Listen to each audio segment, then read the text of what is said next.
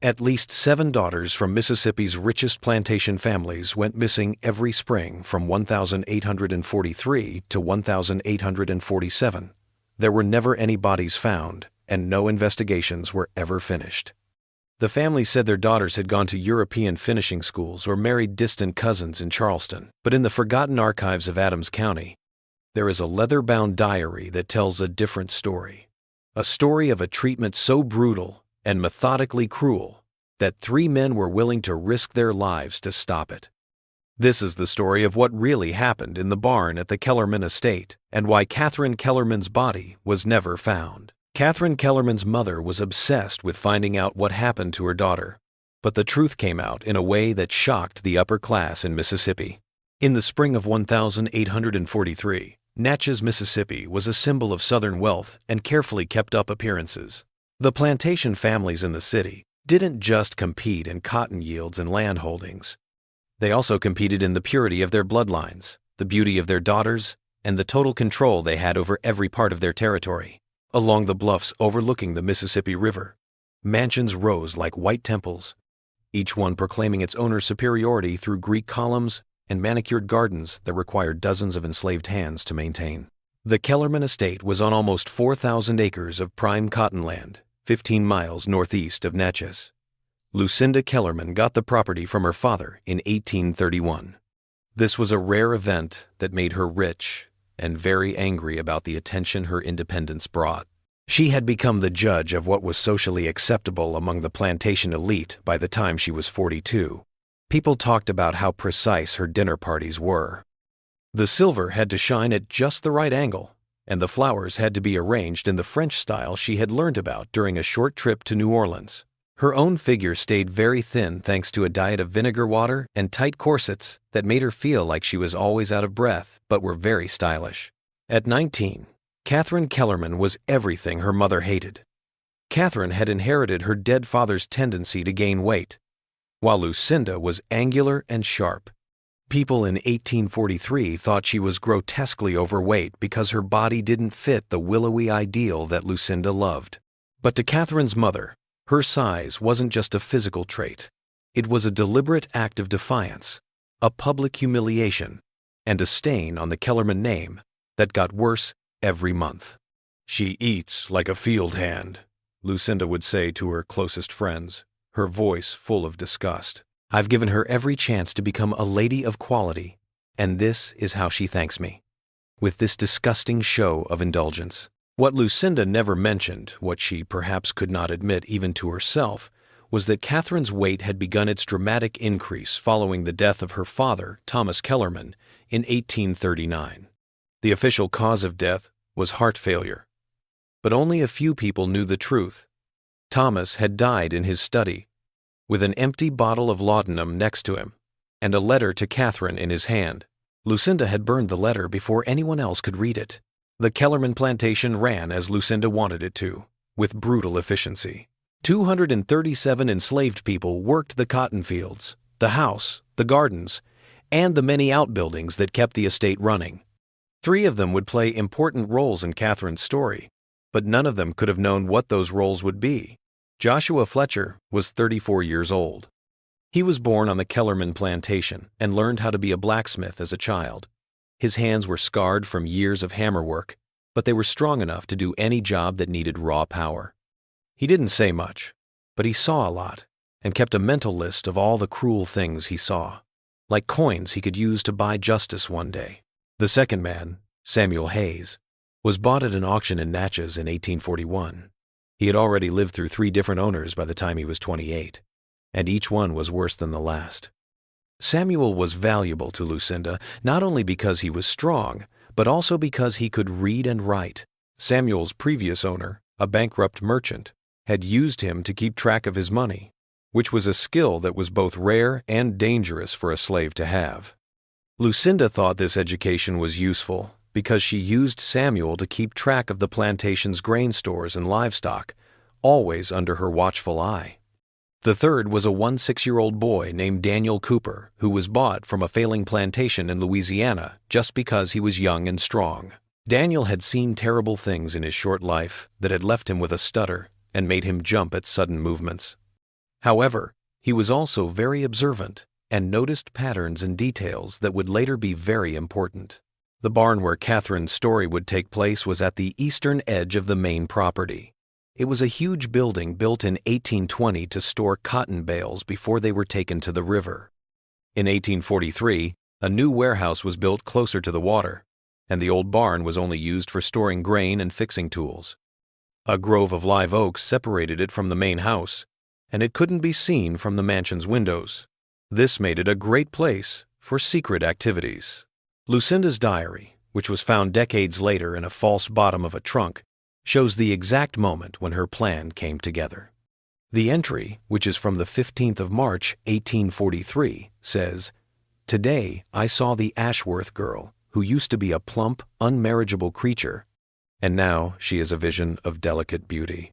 Mrs. Ashworth told me how this amazing change happened. Hard, constant, and unending physical work. When pushed too far, the body eats itself. It burns away the extra parts, showing the shape that God intended. Why should this remedy be available only to the Ashworths?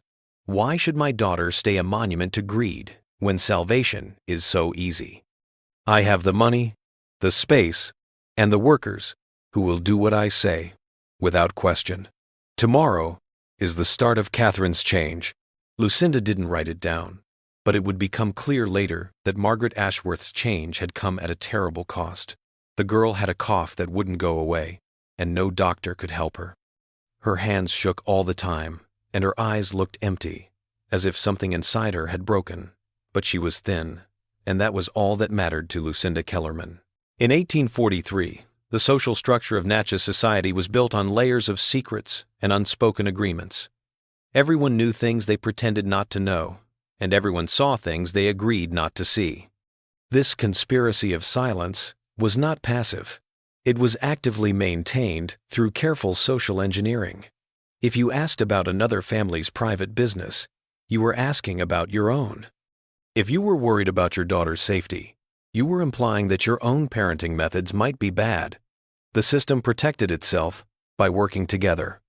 Lucinda Kellerman had a good reputation for knowing and using these unspoken rules to her advantage. She knew exactly how far she could go before her behavior became scandalous.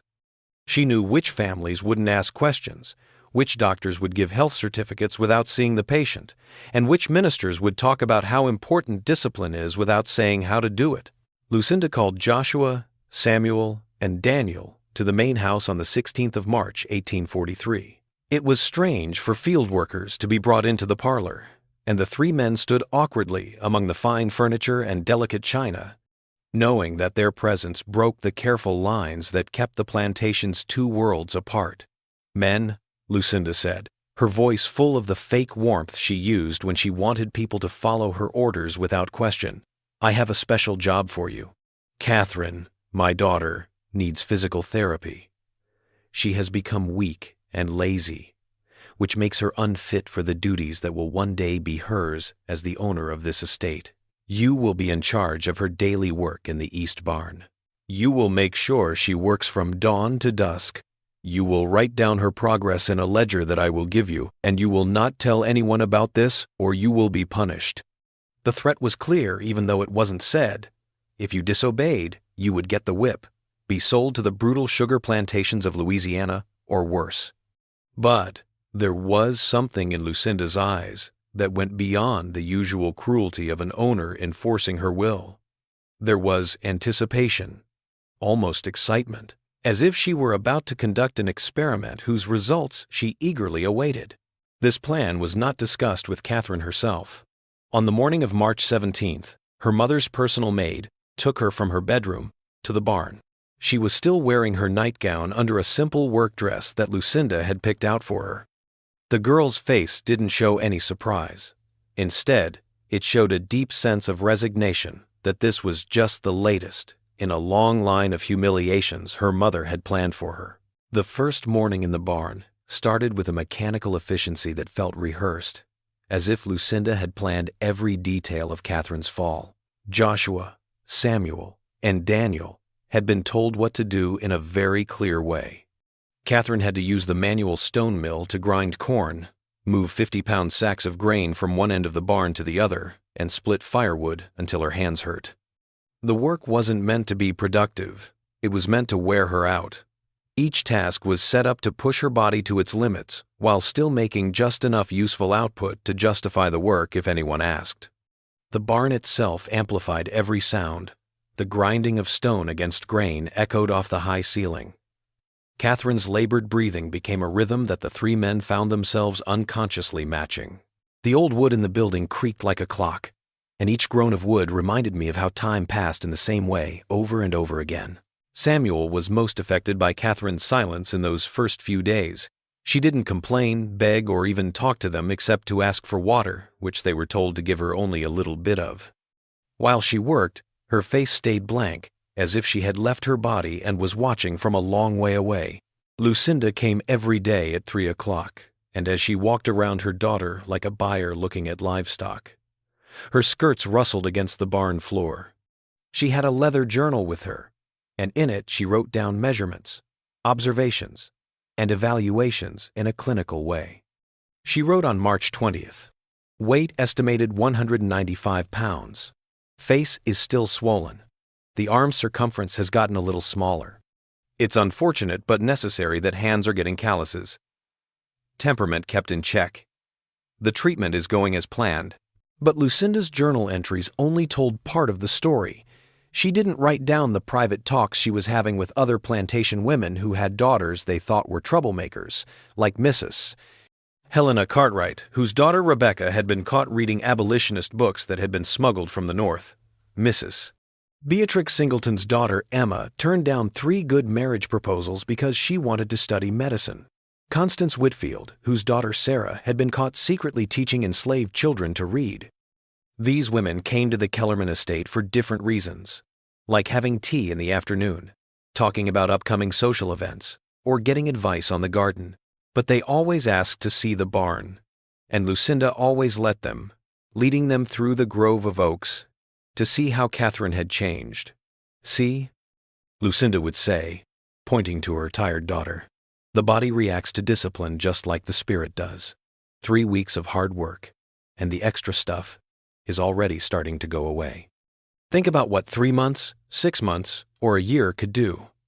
The guests wrote down what they saw. They asked about the methods, how long they would last, and who would be in charge. They asked if Catherine had any dietary restrictions and if she was allowed to have free time. Lucinda answered each question with the excitement of a scientist who had just made a big discovery. "Not enough time for fun," she said. "This problem came about because of free time. Laziness and overindulgence are sisters that make our daughters weak. Catherine learns how important work is here. She learns that she has to work for comfort. She learns that she shouldn't ruin her body by eating too much." The first of the other girls came in April. 3 enslaved men who had been given the same orders as Joshua, Samuel, and Daniel took Rebecca Cartwright to a barn on her family's property. Emma Singleton came next, 2 weeks later, and then Sarah Whitfield. Each family changed the method to fit their own needs, but the main parts stayed the same: isolation, hard work, and breaking the will while pretending to improve physically. None of these moms thought that their daughters might talk to each other. The plantations were spread out across the county, but enslaved people moved between them, bringing news and messages. Daniel, who sometimes brought grain to nearby estates, started to notice a pattern. Barns that had been used for storage were suddenly off limits. And young white women who had always been at social events were suddenly missing, with their mothers saying they were sick or visiting relatives. "There's more," Daniel whispered to Samuel one night as they locked up the barn for the night. "I saw those girls working like Catherine, and they looked just as tired and scared." Samuel felt something cold settle in his stomach. What they were seeing wasn't just one act of cruelty. It was a system that had been carefully built and was growing. Catherine was going through something strange inside the barn. The work was hard and meant to break her, but it was also the first time in years that she hadn't had to deal with her mother's constant criticism and watching. She was just a body doing work in the barn. There were no mirrors to show how she had failed to meet impossible standards, and there were no dinner parties where she was shown off as proof of her mother's disappointment. And there were Joshua, Samuel, and Daniel, who were very polite to her, which surprised her. They didn't make fun of her size or say anything about how she looked. When she was having trouble with a really heavy load, Joshua would quietly move to take some of the weight without her knowing. Samuel brought clean rags and showed her how to wrap them around her hands so they wouldn't get infected when they bled from the rough wood. Daniel caught her when she fell over from being tired and looked at her without judging her. Catherine first spoke more than just asking for water on April 8, 6 weeks after she was locked up. She was taking a short break at noon, and Joshua was fixing some equipment nearby. "Do you hate me?" she asked in a low voice. Joshua's hands stopped moving on the tools. He didn't look at her directly because he knew that anyone who saw them could think he was being disrespectful. He carefully said, "No, miss. You should," Catherine said again. "I am everything you should hate, the daughter of your owner, living in comfort while you suffer." "I would hate myself." Joshua was careful with what he said because he knew that being honest could get him killed. "Miss, hate takes energy that could be better spent on staying alive."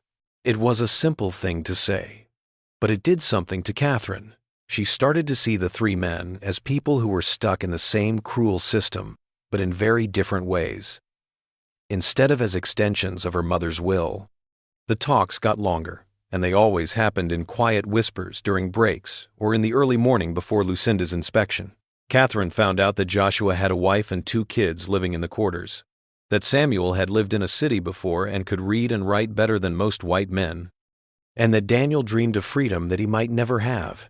The men then learned about Catherine's life in the mansion, which was like being in prison. There were strict rules about how to behave and dress. She was constantly criticized for every bite of food, every word she said, and every breath she took, and she was cut off from other young people her age because her mother thought she was too shameful to be seen.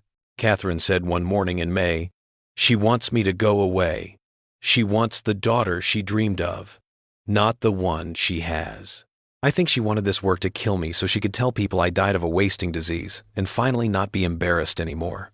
Samuel, who had been pretending to organize grain sacks while listening, felt a chill at these words because he had begun to think something similar. Lucinda didn't come by as often, but when she did, she seemed more upset than happy that Catherine was still alive. Yes, the girl was losing weight, but the work was also making her stronger. Her arms were more defined, and it was easier for her to breathe. Lucinda might have hoped that she was wasting away, but she was actually changing. As spring turned into summer, Lucinda Kellerman's diary entries got darker. Her clinical observations turned into anger, then into a cold calculation that made it seem like she was thinking about taking more drastic steps. The 3rd of June, 1843. Catherine is still overweight even though she works hard. Very little weight loss. Maybe the rations need to be cut even more. The work may have to go on into the night. I've heard that the Cartwright girl has gotten a lot better. What makes Catherine different? Lucinda didn't know that Joshua had been giving Catherine extra food from the quarters to make up for her small rations. It wasn't much, just enough to keep her from getting dangerously malnourished like the other girls.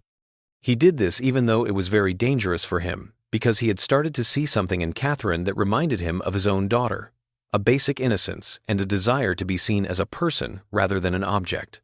But there were other changes going on that none of them had seen coming. The way things were in the barn was changing in small ways. Catherine and Joshua had started to talk more freely while they worked long hours. At first, we only talked about work, but then we talked about life, hope, and how crazy it was that some lives were worth more than others based on skin color or body shape. One afternoon, while they were fixing a broken piece of equipment, Joshua said, "Your mother would have me whipped for looking at you directly. But what is the difference between us here in this barn working together? We both get tired. We both bleed, and we both want to be free from the things that hold us back." Catherine had never thought about the similarity before. It was definitely different from Joshua's time in jail, but it was still jail. She couldn't leave the barn or make decisions about her own body or life. She was just a problem that needed to be fixed, or a flaw that needed to be fixed. In late June, they touched each other on purpose for the first time. Catherine had been carrying a sack of grain when she lost her balance and fell. Joshua caught her, and for a second they were so close that they could feel each other's breath. Neither of them moved. The air around them seemed to get thicker with both danger and possibility. Catherine whispered, "We shouldn't," but she didn't move back. "Yes," Joshua said. "We shouldn't." But neither of them moved. They had made a place in that barn, away from the rest of the world, where the rules of plantation society seemed far away and flexible. What happened next was probably unavoidable, or maybe it was a choice they both made, knowing what would happen but choosing to be close to each other over being safe. Their relationship grew in secret moments, with Samuel and Daniel always acting as guards, warning them if anyone came near. What started as comfort grew into something deeper, a real love that went beyond the difficult circumstances they were in. But secrets have a way of coming out, and by the middle of July, both Samuel and Daniel knew what was going on. They didn't talk about it directly, but they moved around to give each other more privacy, made Catherine and Joshua do chores in the back corner of the barn, and turned their attention elsewhere when the two were together for a short time. Samuel told Daniel one night after Catherine had been brought back to the main house and Joshua had gone to his quarters, "This will end badly. There's no way this story can end well." Daniel, who was only 16 but already knew how cruel the world was, nodded slowly. "Maybe, but they might deserve some happiness, even if it's only for a short time. That's probably all we get." Lucinda was too busy running her growing network of rehabilitation barns across the county to notice that her daughter had changed. She was too busy writing down her methods, talking to families in Alabama and Georgia who were interested, and figuring out how much money she could make by offering her services as a consultant to help fix wayward daughters. Her journal from July 12th shows her goals. Interest in the treatment methodology has exceeded all expectations. Mrs. Patricia Rutherford from Mobile has sent a letter asking for a detailed protocol. She has a daughter who won't stop painting instead of doing things that are good for her. Mrs. Vivian Caldwell from Savannah wants to know what happened because she is worried about her daughter, who has developed an unhealthy interest in the family's money. The possibility of growth is very high. A published book on the subject called The Correction of Female Indolence Through Measured Labor might be a good name. But while Lucinda was making plans for her cruel empire, Catherine's body was changing in a way that had nothing to do with losing weight. She started to feel sick in the morning by the beginning of August. At first, she thought it was because of the bad food and being tired all the time. But when her period didn't come, she knew what had happened. She told Joshua first, when Samuel and Daniel were busy at the other end of the barn and it was quiet. "I am with child," she said softly, and her hand moved to her stomach without her thinking about it. "Your kid." Joshua's face changed from shock to fear to a soft look that made Catherine's eyes fill with tears. But they both knew what this meant. They couldn't hide a pregnancy. The results would be terrible when Lucinda found out. "They will kill you," Catherine said, her voice shaking. "To make sure no one talks about it, my mother might have all three of you killed." Joshua held her hands in his, a move that was both risky and necessary, and neither of them cared who might see it. "Then we have time to make plans. We have time to figure out how to get out of this." But planning needed information, and information needed risk. Samuel started to collect what he could, like bills of sale, property records, and letters between plantations. He did this because he could read and write, and sometimes went to the plantation office. He was looking for anything that might show how big Lucinda's network was, or any weaknesses they could use. What he found was worse than he thought it would be. There were entries in a ledger labeled Household Expenses that showed that at least 4 other girls had gone through Lucinda's treatment before Catherine. Next to each name was a last entry: disposed of natural causes, moved to Texas with family, or just resolved. What does it mean to be resolved? Daniel asked when Samuel showed him the entries late one night. Samuel's face was serious. Nothing good. Nothing good at all. It was clear that girls who didn't respond to the treatment, didn't lose weight, or were too rebellious just disappeared from the records. Their families got death certificates or letters saying they had been sent away for their own good, but there were no graves, no forwarding addresses, and no way to find them. Samuel said. Catherine is in more danger than she knows, even if she isn't pregnant. Her mother will just end her life like the others if she thinks she has failed the treatment. They had to do something, but they didn't have the money, papers, or transportation they needed to do it. Those who needed them most were kept far away from the tools of freedom. Catherine was the one who came up with the impossible answer. She said, "My father's study. He kept money there until he died. There were also papers, like documents about the plantation. My mom never goes into that room. She locked it up after he died, but I know where the key is." The plan they came up with came from desperation and the small chance that something that seemed impossible might become possible. Catherine would pretend to be more sick because of the work, which would give her a reason to go back to the main house more often. During one of these visits, she would go into her father's study and take any money and papers she could find. With these tools, Joshua, Samuel, and Daniel would try to get fake freedom papers and a way to get to the north. But every part of the plan needed both luck and skill to work. The study was on the second floor of the mansion, and the only way to get there was to go through rooms where the house staff were always working. Catherine's grandmother's music box, which was in Lucinda's own bedroom, held the key. And the timing had to be just right. Lucinda had to be busy doing something else. The servants had to be busy with something else. And the men in the barn had to come up with an excuse for why Catherine was allowed to leave. On the 17th of August, 1843, they tried the first step. Catherine said she was in a lot of pain in her stomach, and she cried out with such conviction that even Samuel, who knew she was acting, was worried. The show went well.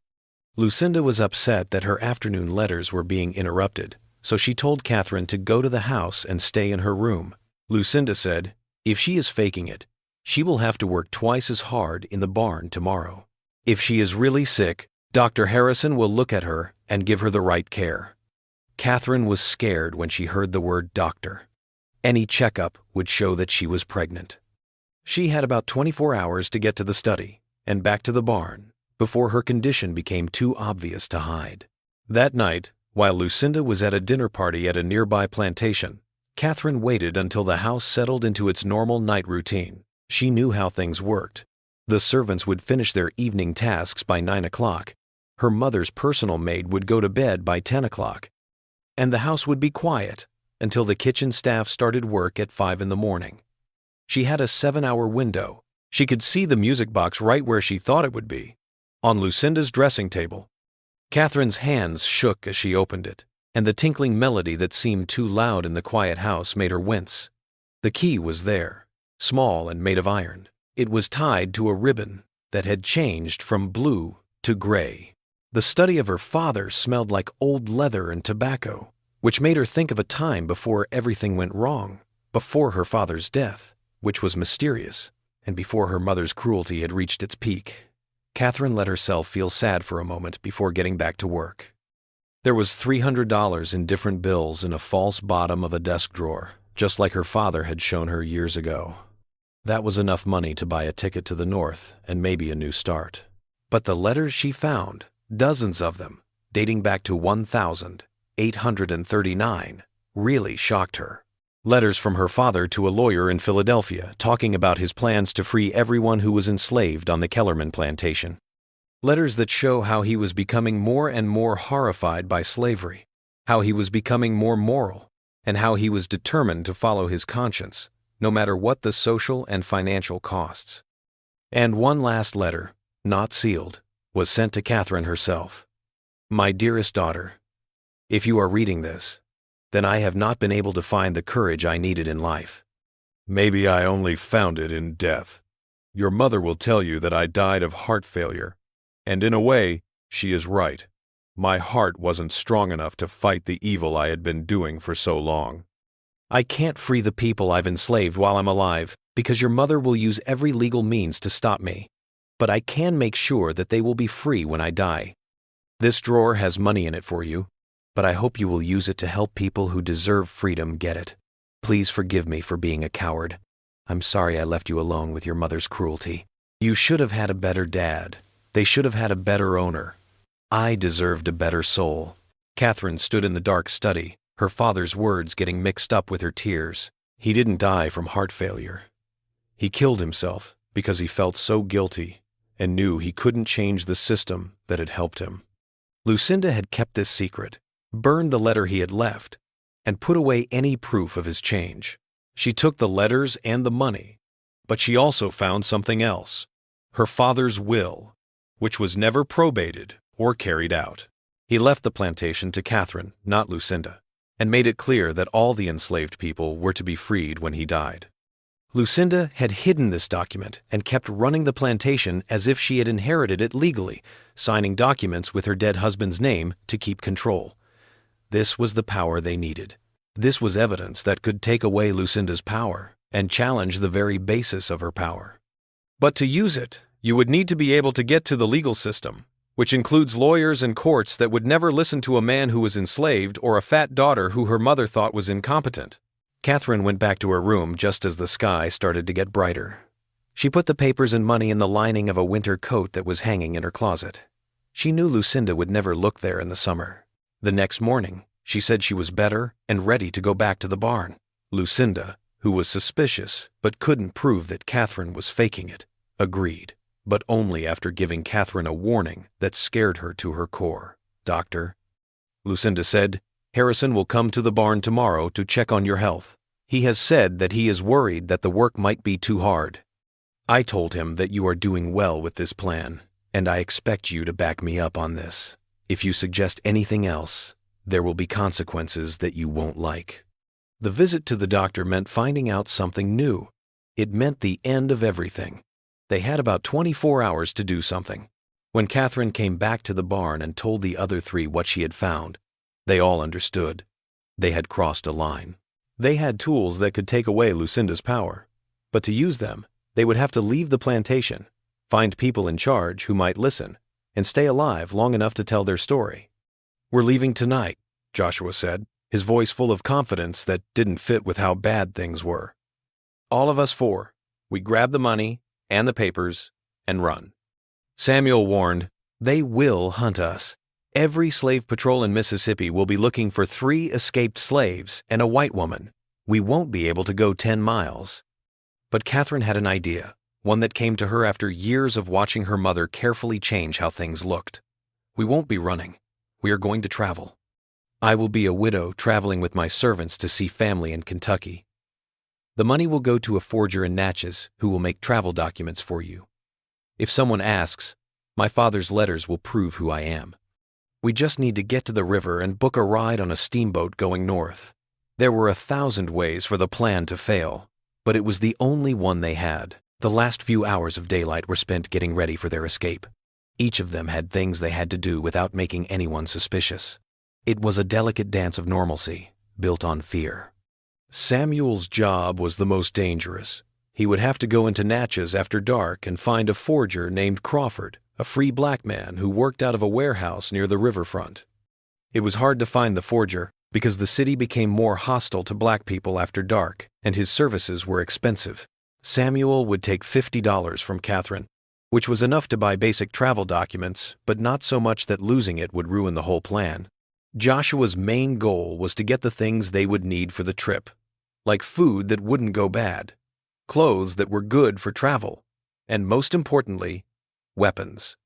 He was able to get 2 knives from the plantation's tool shed and hide them in the barn's rafters, where they wouldn't be found by accident.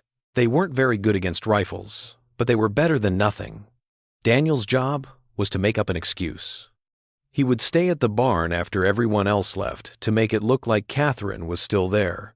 Daniel would say that Catherine had escaped during the night and overpowered him, leaving him alone when Lucinda came to check on her in the morning. It was a story that would get him in trouble, maybe even a lot of trouble, but it would give the others time to get away before the alarm went off. The 16-year-old took on this role with a seriousness that broke Catherine's heart. "I'll say she threatened me with a tool," Daniel said as he worked out the details of his story. "She was crazy, and I was afraid for my life. They will think a white woman could scare me. They will think I'm a coward. Let them think that." Catherine wrote letters all afternoon. One was to her father, telling him that she had found his hidden will and understood his last act. Another was to Daniel, thanking him for his sacrifice and promising that she would come back for him if she lived. The last one was to her mother, but she didn't plan to send it. In it, she detailed every cruelty, Every humiliation, every moment of her 19 years when Lucinda had chosen appearance over love, control over compassion. Catherine said as she sealed this last letter, "I want her to know that I saw her for what she really is. Not a mother, not even a person, just an empty shell, wrapped in expensive fabric, mistaking cruelty for strength." As the sun went down, Samuel left for Natchez. He slipped away from the plantation with the ease of someone who had learned how to move through the world without being seen. He would have to walk 8 miles, which would take him 3 hours, using paths that kept him away from the main roads and the patrols that watched them. Catherine, Joshua, and Daniel waited in the barn. The silence was heavy, and every minute seemed like hours. They had done everything they could to get ready, but there were 1,000 things they couldn't control that could change things. What if Samuel couldn't track down the forger? What if the papers didn't make sense? What if Lucinda suddenly showed up at the barn? It was during this time of waiting that Joshua finally brought up the thing they had all been avoiding. "If they catch us, they will kill me, Samuel and Daniel as well. They will use us as examples. But they might let you live, Catherine. If it comes to that, you have to deny everything. Tell us we kidnapped you and made you help us. Get out of here." Catherine's answer came right away and was very strong. "No, I won't. We either make it or we don't. People have always told me what to do, who to be, and how to live for their own comfort. This is the first choice that is really mine. You are my choice. I choose this, no matter what happens." The words hung between them, a goodbye and a promise at the same time. Joshua pulled her close, and they stood together in the dark, feeling the weight of the choice they had made that was impossible. Daniel, who was standing near the door, felt tears that he couldn't fully explain. He was seeing something that shouldn't happen in their world. Real love across a gap that the whole social structure was meant to stop. It was both beautiful and terrible, like seeing flowers bloom in a building that was on fire. Samuel came back just before midnight, and the look of relief on his face told them he had succeeded before he said anything. He pulled out a packet of papers from inside his shirt and said, "Crawford sends his regards. Travel papers for Mrs. Catherine Kellerman, a widow, is going to Louisville, Kentucky, with 3 servants. He sent letters of introduction to a hotel in Natchez and a bill of passage for the steamboat. It cost all $50, but he does a good job. The papers will be fine as long as no one looks too closely." They looked over the papers by candlelight. The fake was very good, with seals and signatures that looked official and would mean nothing to most inspectors, but would make it look real. Catherine was said to be the widow of James Kellerman, her made-up husband who died of yellow fever in New Orleans. Joshua, Samuel, and Daniel were listed as her property, worth $3,000, and were being taken north to be sold to pay off her late husband's debts. They all understood how ironic the papers were. People would be suspicious right away if they traveled as free people, but they could move through Mississippi's checkpoints with relative ease if they traveled as owner and property. The system that kept them in slavery would be the same one that helped them get away. Catherine said, "We leave in 2 hours. The roads will be least busy from 2 to 4 inches the morning. We walk to Natchez, but we don't go on the main road. We show up at the steamboat office at dawn as late travelers looking for a ride on the first boat heading north." The plan was good, but Daniel's voice stopped them as they were about to leave. "Miss Catherine, there's something you should know." "I saw it, but didn't say anything about it until now." They looked at him, and the boy's face showed that he was scared of more than just the danger they were in right then. Daniel said slowly, "The other girls, the ones who lived in barns on other plantations. Last week, someone told me to take grain to the Cartwright place. The barn where Miss Rebecca lived was empty. Not only was she gone, but the place was spotless, as if someone had scrubbed it clean to get rid of evidence. I asked one of the Cartwright employees what had happened to the girl. He wouldn't say, but he looked at me with such pity. That kind of look, it means one thing: the effects settled over them like a shroud. Rebecca Cartwright was the first of the other girls to get Lucinda's treatment, and she was gone. Not moved, not sent away, but gone in a way that meant the barn had to be cleaned up to get rid of the evidence. "How many?" Catherine said something in a low voice. "How many more?" "I don't know for sure," Daniel said, "but I saw 3 barns that have been cleaned out and emptied. Cartwright, Singleton, and Whitfield. It all started after your mom came to see you." They all ended the same way. Catherine felt sick to her stomach. Her mother had not only been experimenting on her, she had made a system that was killing young women all over the county in the name of physical perfection and social acceptability. The families, who were desperate to fix what they thought were their daughter's flaws, had helped with the deaths. Catherine said, "We can't just save ourselves," her voice shaking with anger and sadness. "We need to show this. Everything. The treatments, the deaths, everything." But Joshua shook his head and looked like he was in pain. "Before we are safe, Catherine, if we try to expose this, we will die before anyone listens. First, we have to stay alive. We need to get in touch with people who can look into things. We can only bring justice then." He was right, and Catherine knew it. But the fact that they were leaving Daniel behind, and that other girls might be suffering even as they escaped, made her feel like she was part of the evil she was trying to get rid of. They got together what little they had: the papers, the last of their money, the knives, and a little food. Catherine took one last thing: the letter she had sent to her mom. She wouldn't send it, but she would keep it as a record of everything Lucinda had done. The goodbye to Daniel was short, because anything longer would have been too much for everyone. Catherine hugged the boy at the barn door, this child who was putting his own safety on the line for theirs. She promised, "I will come back for you. When we are safe and have the power to act, I will return. You won't be forgotten." Daniel nodded, but couldn't say anything. He saw the 3 of them slip into the dark and disappear into the grove of live oaks that had kept so many of the barn's secrets. It took 4 hours to walk to Natchez, not 3. They moved slowly and stopped often to listen for patrols or other people on the road.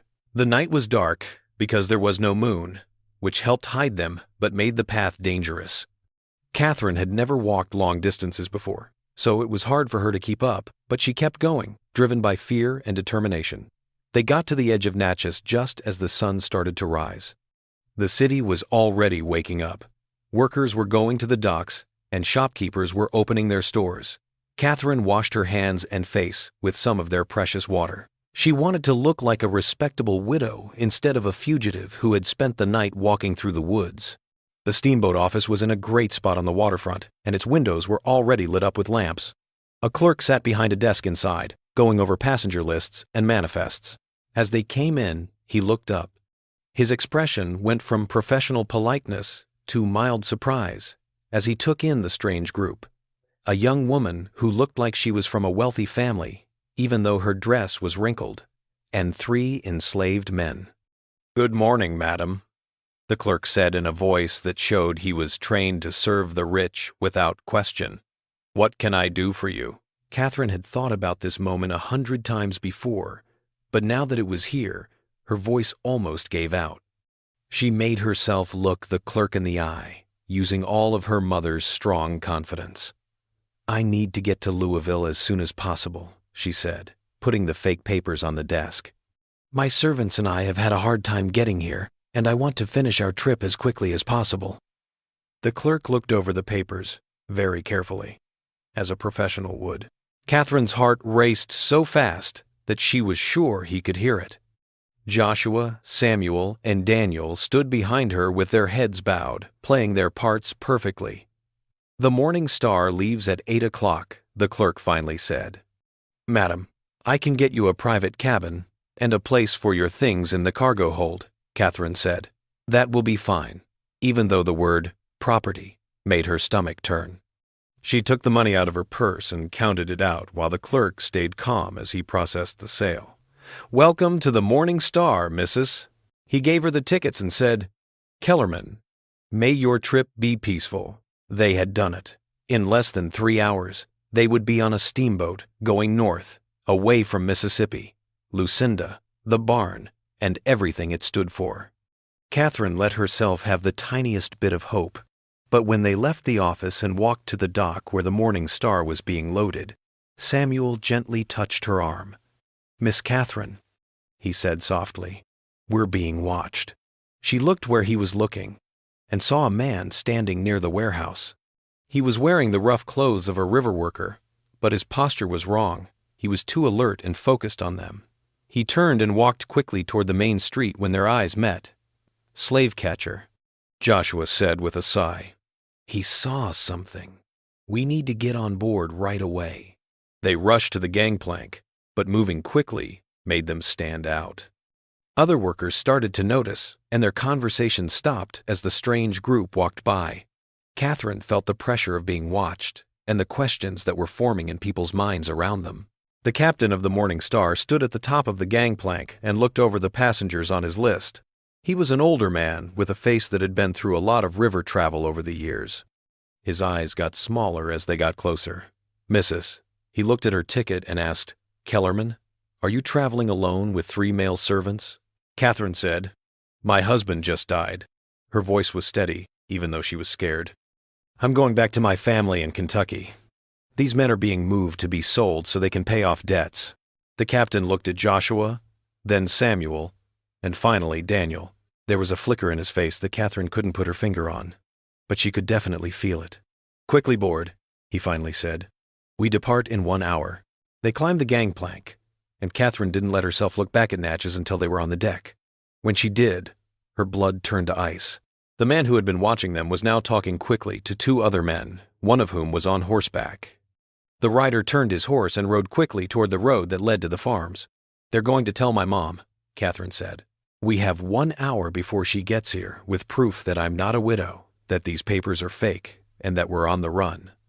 Joshua's jaw got tight. "Then we pray the captain values his schedule more than he values helping a plantation mistress."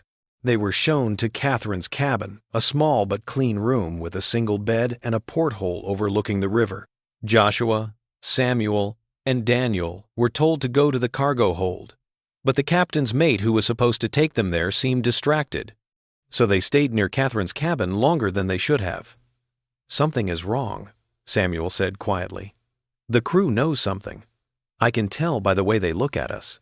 Time went by very slowly. Catherine watched through the porthole as the sun rose higher in the sky and the cargo was loaded and the passengers boarded. Every minute brought them closer to leaving, but it also brought them closer to finding out what was going on. At 7:30, something happened on the dock that caught her attention. Lucinda was there, and she wasn't alone. 3 men on horseback, including the county sheriff and a group of plantation workers with rifles, were behind her carriage. Catherine's mother got out of the carriage with terrible grace, her face a mask of cold rage. She walked up to the captain, and even though Catherine couldn't hear what they were saying, she could see how her mother was acting. Bossy and demanding. The captain shook his head. Lucinda's voice got louder and echoed across the water. "Those men are stolen property, and that girl is my daughter." The captain let Lucinda on board, which sealed their fate. Catherine heard the footsteps on the deck and the voices getting louder. She knew their time of hope was over. The door to her cabin flew open. Joshua, Samuel, and Daniel were behind Lucinda in the doorway, and the sheriff's men were holding them at gunpoint. "Did you really think you could get away?" It was scarier that Lucinda's voice was quiet than if she had screamed, "Did you really think I wouldn't know or find you?" Catherine stood up, and for the first time in her life, she was not afraid of her mother. She was angry. "I found Dad's will. I know what you did. You took the plantation. You made fake documents. You built your empire on lies and murder." Lucinda's face stayed the same. "Your father was weak and would have ruined everything our family worked for. I did what I had to do." Catherine said, "You killed those girls. Rebecca, Emma, Sarah, how many more? How many daughters died in those barns while you watched them suffer like a scientist studying bugs?" Something changed in Lucinda's eyes for the first time. It wasn't regret. It was the realization that Catherine knew too much. Lucinda said coldly, "The treatment was good. Some subjects just didn't have the strength to get through it. Their families understood and were thankful that I was careful with the evidence. The casual admission of murder and lack of conscience were scarier than any threat. Catherine realized at that point that her mother wasn't just mean. She was something that went beyond human feeling. A void wrapped in expensive silk. Lucinda went on, "You will come back with me. These men will be hanged for stealing and hurting someone. You will finish your treatment because you have proof of your shame in your body, and the papers you stole will be burned." She was aware. Lucinda somehow knew about the baby. Dr. Lucinda read Catherine's face and said, "Harrison looked at your room this morning. He found some evidence that pointed to your condition. He confirmed what I thought. So, my dear daughter, you can see that your situation is much worse than just being disobedient." Joshua lunged forward, but the sheriff's man hit him with the butt of a rifle, knocking him to his knees. There was blood coming from a cut over his eye. "Stop," Catherine yelled. "I'll go with you. Just don't hurt them." Lucinda said, "Oh, they will be hurt. They will be used as examples. But first, they will tell me who else knows about your father's will. Who else has looked at these papers?" It was Samuel who spoke, he said, his voice strong, even though he was scared. "Lots of people know. We sent copies to lawyers in Philadelphia, abolitionists in Boston, and newspapers in New York. The truth is already spreading, even if you kill us or destroy Catherine." It was a lie, a desperate bluff. But the way it was said made Lucinda doubt for the first time. "You are illiterate slaves," she said. But there was a hint of doubt in her voice. "You couldn't have." Samuel cut in. "I can read and write better than most white men in this county, and I spent 3 weeks copying every document in your office while you planned your empire of torture. Every forgery, every false death certificate, every letter arranging the disposal of bodies. There is proof of everything. All went north. All of them are waiting to be published." It wasn't true, but at that moment, as she watched her mother's face change from certain to scared, Catherine understood what Samuel was doing. He was buying time, making Lucinda doubt and making her think about consequences that were out of her control. The sheriff stepped forward, looking worried. "Mrs. Kellerman, if there is proof of wrongdoing and papers have been sent to the police—" "There are no papers." Lucinda lost it. This slave is lying to save his worthless life. But Catherine could see the math in her mother's eyes. Lucinda was thinking about the risks and the options.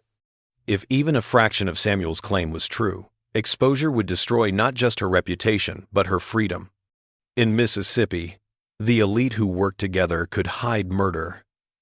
But not if newspapers in the North started asking questions. "Show me." End quote. End quote. "Show me," Lucinda insisted. "Give me proof that these papers were sent." Samuel kept his eyes on her.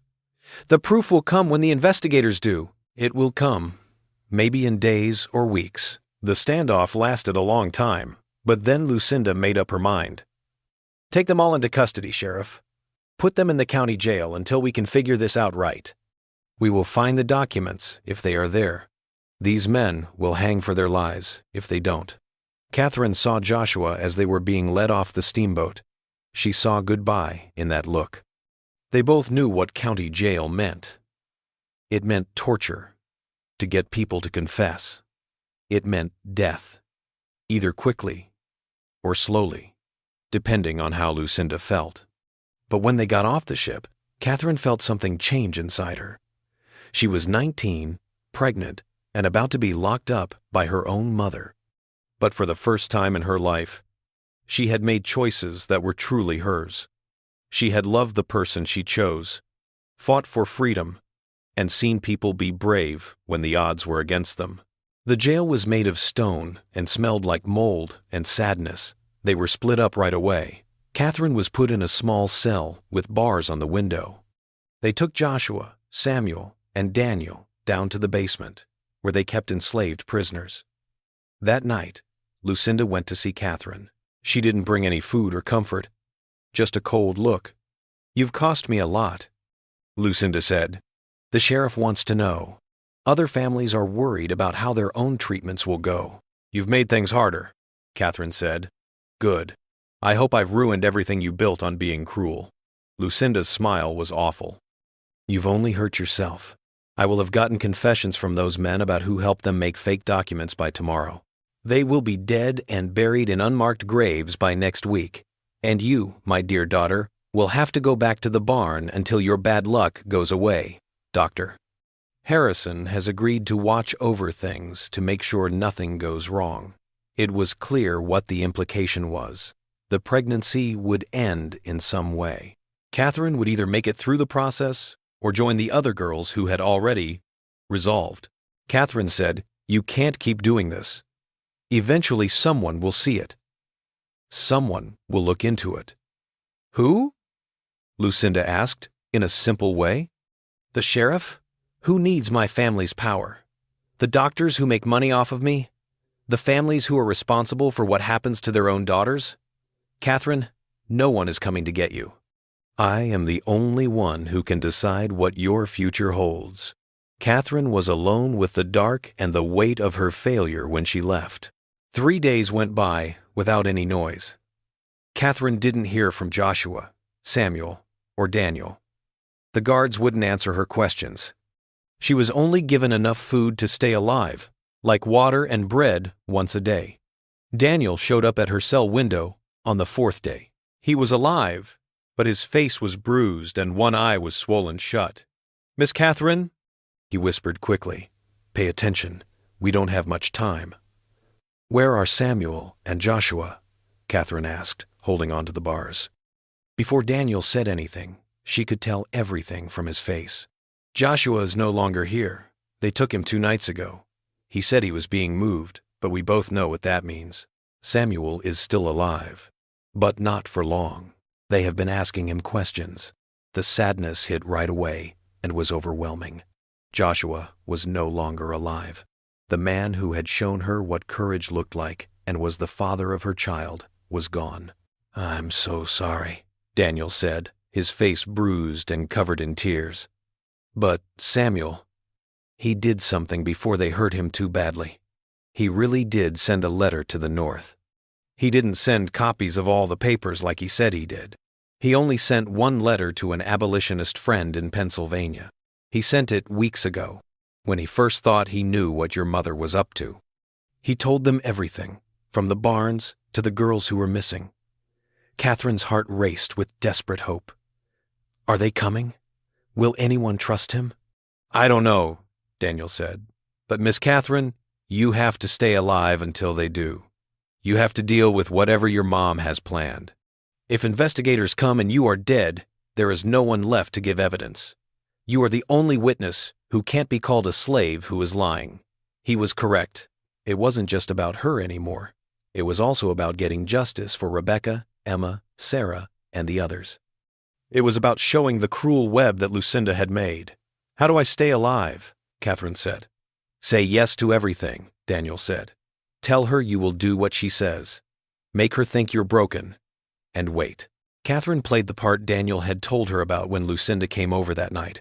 She cried, begged for forgiveness, and promised to do what she was told. The performance was believable because the tears were real, even though they were caused by anger instead of regret. Lucinda was happy that her daughter had been properly subdued. So, she made plans for Catherine to come back to the estate. She would not go back to the barn, but to a locked room in the mansion where Dr. Harrison could take care of her condition in private. The next few weeks were a blur of being alone and scared. Even though she didn't eat much and was always stressed, Catherine's pregnancy went on. Dr. Harrison came to see her often, and his exams were clinical and cold. He never said anything about ending the pregnancy, but Catherine understood the plan. She would be allowed to carry the baby to term, then the baby would be taken away, thrown away, and Catherine would be told that she had a tragic stillbirth. But something changed in late October. Dr. Harrison came in a hurry, and Catherine heard people yelling downstairs. Catherine had never heard Lucinda sound so panicked before. Catherine was moved again the next morning, this time to a carriage going to Natchez. There was no explanation, but the speed of the trip made it seem like they were in a hurry. Catherine was taken to a room at the county courthouse where 2 men in formal clothes were waiting. They said they were investigators from the Pennsylvania Anti-Slavery Society, and that they had come to look into claims made in a letter they had gotten from Mississippi. One investigator said, "Kellerman has been very helpful, but his tone made it sound like he didn't think Lucinda was really helping. But we need other witnesses to testify." "You are Catherine Kellerman, right?" Catherine looked at her mother, who was sitting still in her chair with a face that showed she was very angry. Then she turned back to the investigators and made her decision. "Yes," she said, "and I have a lot to say to you." It took hours for the testimony to be heard. Catherine told everything. The barn, the forced labor, the other girls who had gone missing, her father's secret will, the forgeries, and the murders that were made to look like natural deaths. The investigators wrote down what they saw, asked questions, and slowly but surely learned everything there was to know about Lucinda's business. One investigator's face darkened when Catherine talked about her pregnancy and Joshua's death. "Did they kill the man without a trial?" Catherine said, "My mother told me to do it. The sheriff did what he was told. They never gave him back his body." Lucinda didn't say anything the whole time, even though her lawyer was whispering in her ear. But as more and more evidence came in, she lost her confidence. There were papers made. They brought Samuel to testify even though he was barely alive. Daniel confirmed every detail. The trial that came after was one of Mississippi's most scandalous. Lucinda Kellerman was accused of killing several people, forging documents, and stealing property. Other plantation families who had taken part in the treatments were looked into. Some left the state, while others destroyed evidence and said they didn't know anything. In January 1844, Lucinda was found guilty and given a life sentence. 2 years later, she died in prison. Her body was buried in an unmarked grave, and her name was removed from the society pages she had once ruled. In February 1844, Catherine had a son. She gave him the name Thomas Joshua to honor both her father and the man she loved. She used her father's valid will to get the Kellerman plantation, and she started the process of freeing all the slaves on the property right away. Samuel lived through his injuries and stayed on the plantation as a paid worker to help Catherine with the move. Daniel also stayed to get the education that had been denied him. They worked together to create something that had never been done before.